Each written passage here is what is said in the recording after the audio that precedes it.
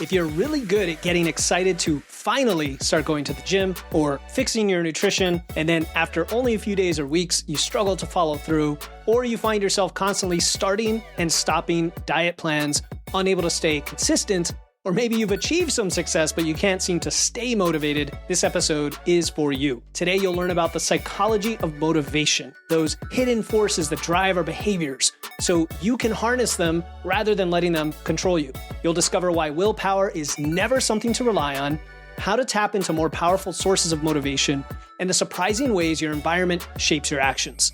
If you're looking to reignite that drive and passion, this episode will give you the tools to finally achieve long-lasting motivation with your physical fitness.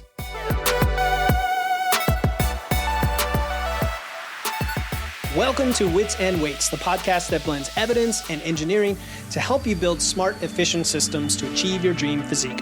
I'm your host, Philip Pape, and today we are tackling something that is so fundamental to success in fitness and in life, and that is motivation. This episode was inspired by a really good question from a longtime listener, Holly B. Holly, if you're listening, and I know you are, thanks for the inspiration and shout out to you for the question.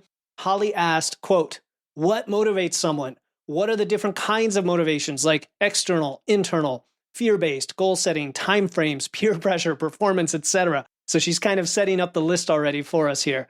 It is a fantastic question because understanding motivation is often the missing piece. It is the key to achieving whatever the goal is, especially in fitness, where an effective plan requires going to the gym and training multiple days a week and making good decisions most of the time, almost daily, for your food and your lifestyle.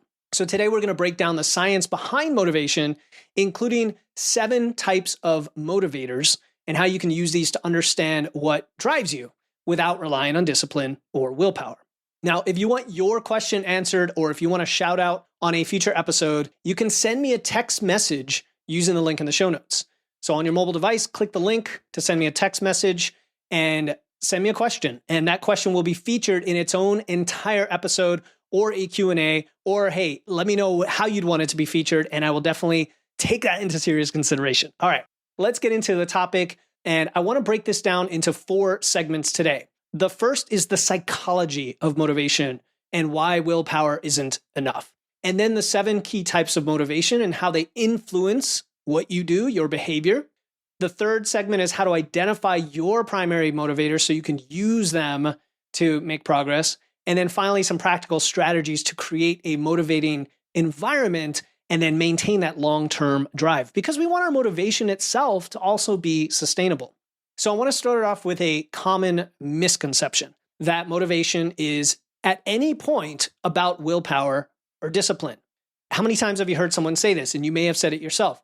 I just need more willpower to stick to my diet, or I just need better discipline, or I just need to do it. Just need to go to the gym consistently. That's all I'm missing is the doing of it.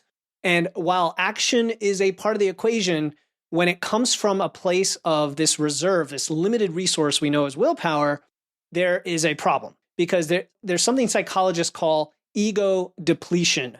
The idea that self-control or willpower draws upon a limited pool of mental resources and it can be used up. And when we rely solely on that, then we're setting ourselves up for failure. And we instead want to understand what's deeper, the deeper psychological forces that are at play here. Because motivation isn't about forcing yourself to do something. It's not that. It's about aligning the actions with your values and then creating the right environment and tapping into both internal and external drivers. Okay, and it'll all become clear as we move forward what I mean by all of that. Okay, aligning actions with values, with the right environment, with both internal and external motivators. So this brings me to 7 key types of motivation that research has identified.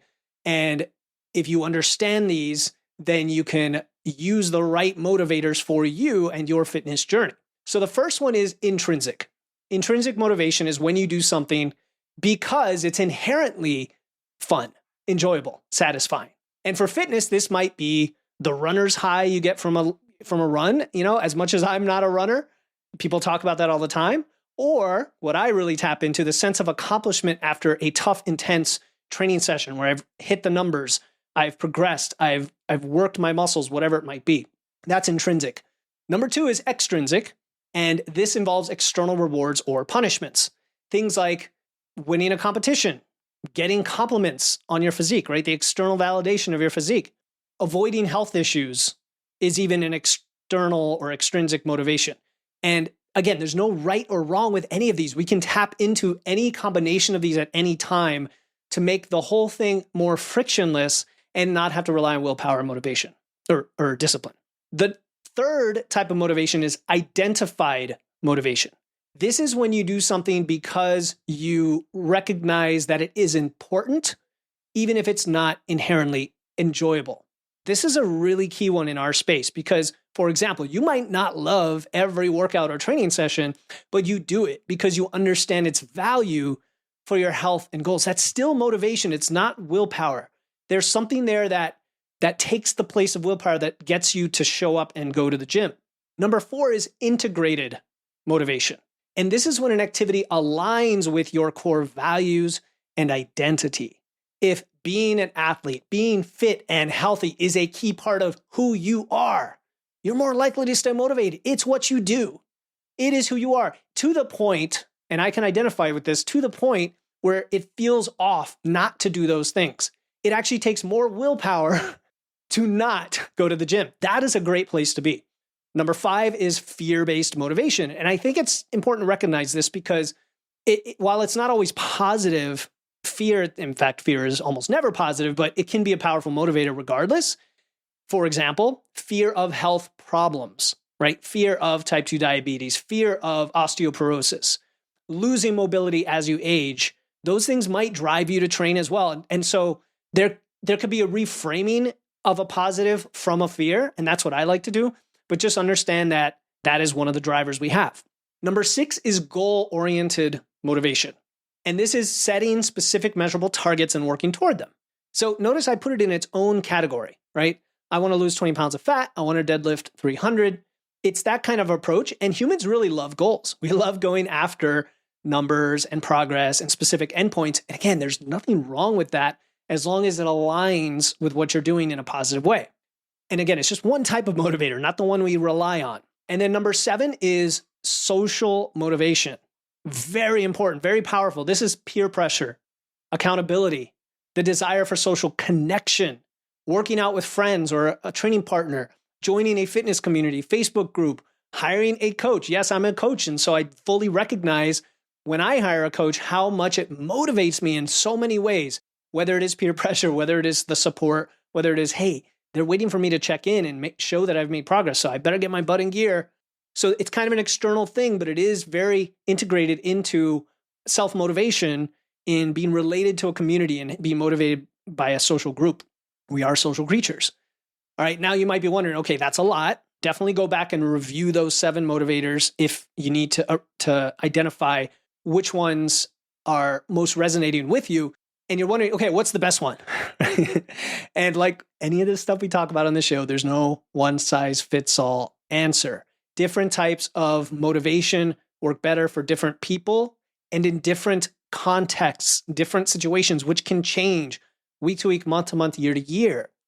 The key here is understanding what drives you personally and how to leverage multiple sources of motivation. So kind of like putting together your menu of motivation so that willpower gets to become a smaller and smaller slice and just disappears from the pie altogether.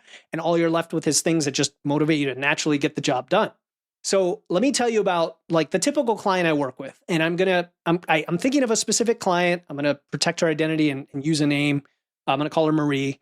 And this particular client, when she came to me, she was over it. Like she was done. She had tried all the diets, keto, low carb, even some extreme stuff like those juice cleanses, all of it.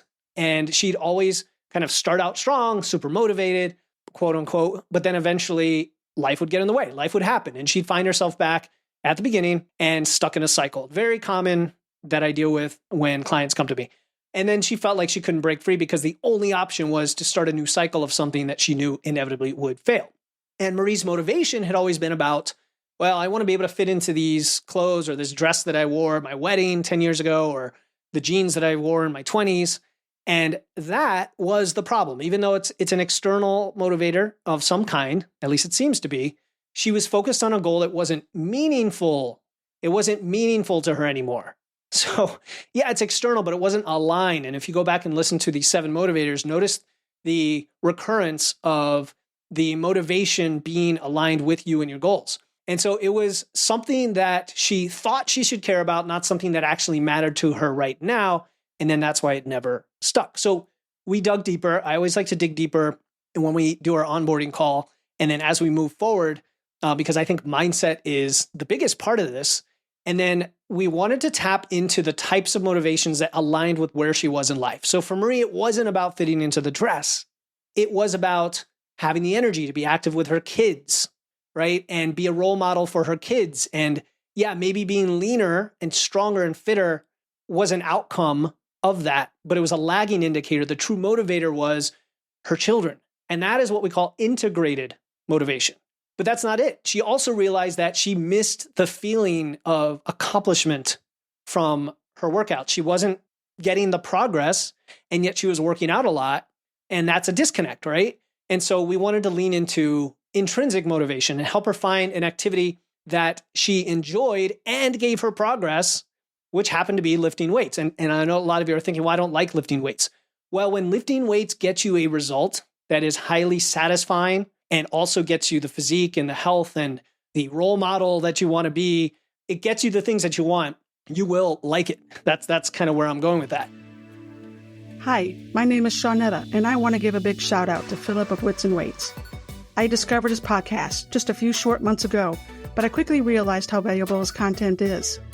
With all the many fitness and nutrition influencers out in the world today, I often suffer from information overload.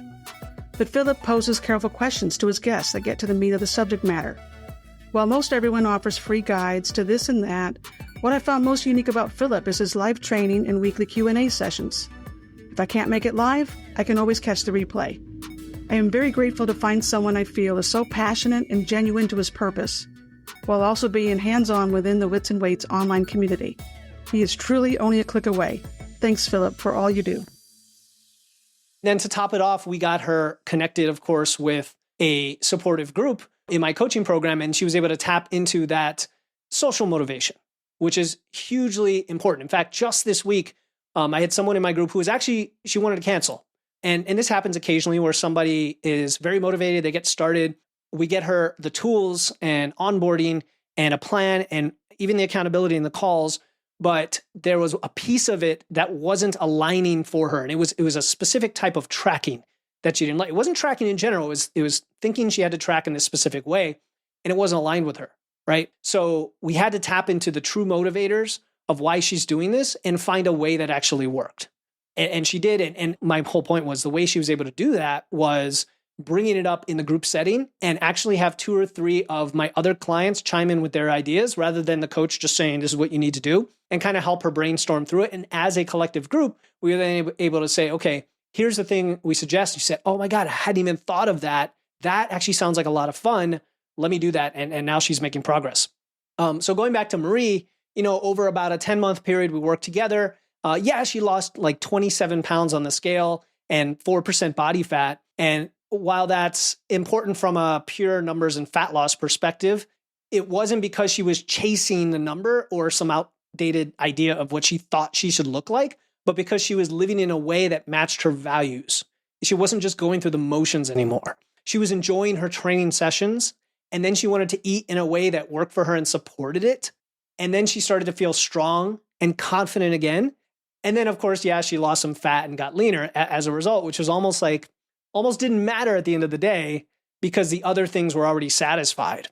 So the key here for her wasn't finding willpower at all. It was aligning her motivation with what truly mattered to her. And that's where the real change happened. So let's apply this to you. Let's break down how you can identify your primary motivators and use them effectively, right? First, reflect on your past successes.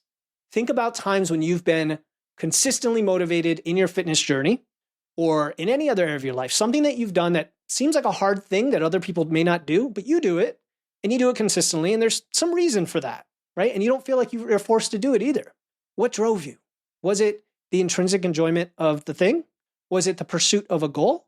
Was it the support you had from your partner or a group, right? identify the thing aligned with one of the 7 motivators. And it could be multiple.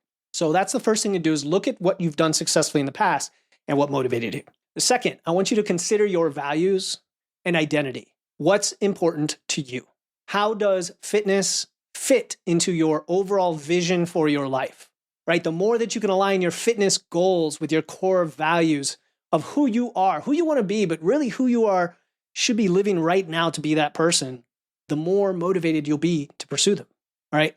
That's the second thing, is to consider your values and what's important to you. Third, I want you to experiment with different approaches. So I talk about this a lot. Experimentation. There's no one size fits all. There's no plan. There's no here, do the Philip Pape Wits and Weights plan of motivation. Doesn't exist. All right? It's very individualized. This is why a lot of people hire me as a coach to help them find what this is for them. I want you to try setting specific goals and see how that affects your motivation. Or join a class, or find a training partner or a group. Join our Facebook group, totally free, and tap into that social motivation, right? Go through the list of motivators and figure out which one seems most accessible, interesting, something that you can identify with right now, and give it a shot. Pay attention then to how these different strategies impact your drive and your consistency. Because for one person, a goal might be a great idea. For you, it might be intrinsic or social support.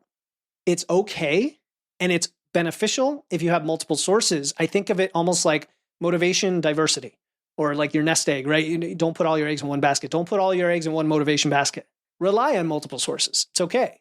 You might be primarily driven by health concerns, which is a form of identified motivation, but you might also enjoy the social aspect of a group workout. And I'm not against that. I have plenty of clients who love group workouts. So we kind of blend in a little bit of strength training, a little bit of group work, and they enjoy it. You might enjoy the sense of accomplishment from hitting a target, like getting your lift to a certain number. It's all fine. Okay, so that's kind of how you reflect on this and then identify how you want to go ahead. If I were to get a little more specific and practical in terms of the environment so that you could make this even easier and even more frictionless, I've got a few tips that come to mind. The first one is always set process-related goals, not just outcome goals. So even though I mentioned before, yeah, you can set lose 20 pounds as a goal, I would want to set up micro goals that get you to that. Like, I'm going to train 3 days a week. I'm going to eat protein with every meal, and so on. And those are more within your control. They're more today. Things you can do, check off the box, say I did it or I didn't, and then move on. And then you get those regular wins that keep you motivated. Huge fan of that, okay? The second one is taking more control of the environment as best you can. And this could be, joining a gym where you don't feel intimidated or that has the right equipment, finding a training partner, following people who inspire you. I hope I do, and this show does, but also, weeding out the people that are toxic and don't inspire you, but following the people that do, and even controlling your physical environment and your kitchen environment, for example, because it does play a huge role in your motivation, and you do have some control over its shape, how you shape your environment. The next tip I have for you is habit stacking. Always love that one. Attaching your new habits to existing routines. So, for example, tying your workouts to your morning coffee, tying your walking to listening to a podcast, taking the power of something that's already so ingrained in what you do, and then just tweaking it to add this extra little thing that seems like no big deal. And before long, it compounds into something amazing. And so I could go on. I don't want to make this episode too long, but if you can make it so that you feel like you're accomplishing and celebrating things just about every day along the way, it might not be all the things. It might be, okay, you made this meal choice today that you're proud of. Okay, you took a nice long walk today that you're proud of. But every day there's something that's going to keep tapping into intrinsic motivation and build momentum. And then the other types of motivators can also come, kind of pile on. And just going back to the why, right? Connecting your goals to that deeper purpose of playing actively with your kids or grandkids, feeling confident in your own skin. The stronger that why, the more resilient this motivation will be. So those are some tips I have. As I mentioned before, people ask me, how do you find motivation? And I think motivation often follows action, not from discipline or willpower, but just from these simple little things. We often feel we need to be motivated to act, right? We often feel we need the motivation first to, how do I get motivated? But taking action that's fairly effortless and frictionless can create this motivation through the wins. And that's why the just show up mentality can be powerful, right? Even if you don't feel like training, commit to getting to the gym and doing it for 5 minutes. And then you'll find that once you start, you're like, yeah, well, I'm here, I'm going, it feels great. Let me do the whole training session. And that ties into a concept called the motivation wave. All right, so that's my last thing for you here, the motivation wave. Motivation itself naturally ebbs and flows. It's not a constant. All right, you want to build systems. We talk about systems. In fact, it's in my opening of every podcast, building systems that carry you through life and low points of motivation. And here's the little trick I have for you. When motivation is high, that's when you want to use it to set up these systems. And then when motivation is low, you're going to rely on your systems and just focus on showing up. This is a game changer. This takes the pressure off always needing to feel motivated. And instead, you're just focused on consistent action. That's it. And then over time, you build momentum, you create the results. And guess what? It keeps motivating you forever. And I love that. I think it's awesome. I think it's empowering. So let's recap what we talked about today. The first thing is that motivation is complex and it's beyond willpower and discipline. It's a totally separate thing that I want you to think of as something that we do want to look for instead of discipline. Second, there are multiple types: intrinsic, extrinsic, identified, integrated, fear-based, goal-oriented, and social. Number 3 is that the most effective motivational strategy is personal. It's the one that works for you. Depends on your values, depends on your goals and preferences. And then number 4, creating a supportive environment and using multiple sources of motivation is the key to long-term success. And once you do that, action is easy. It creates motivation and it just builds on itself. So remember, understanding and using motivation itself is also a skill. It's also a skill. It's okay if you're not there yet. It takes practice and refinement. I want you to be patient with yourself. I want you to experiment with different strategies and just keep showing up. If you do that, you'll be good. All right, if you found value in today's episode, if you want to take the next step in harnessing that power of motivation, I created a guide as part of my coaching program, and I'm going to give it to you for free. It's called Action versus Results-Oriented Goals. And it's going to help you transform your approach a bit and think about how you set goals today and how you might shift those goals to something that creates action instead of focusing on a result. And that goes back to what I talked about earlier with process orientation instead of results orientation. All right. And the guide's going to show you how to shift from, vague goals to very specific actionable ones that help you build momentum, and then tie it into the motivators. You'll learn how to reframe those goals. You'll learn how to implement them in your day-to-day, and then stay consistent even when motivation itself isn't quite at its highest. So if you want to get your copy of the Action versus Results-Oriented Goals guide, join my email list. Click the link in the show notes or go to witsandweights.com/email. And then when you're on the list, just reply to it and say, hey, I want the Action-Oriented Results guide, and I'll send it right over. Again, just go to witsandweights.com/email to join my list and ask for the Action-Oriented Results guide. All right, until next time, keep using your wits, lifting some weights. And remember, when it comes to motivation, action is sometimes the best catalyst. I'll talk to you next time here on the Wits and Weights podcast.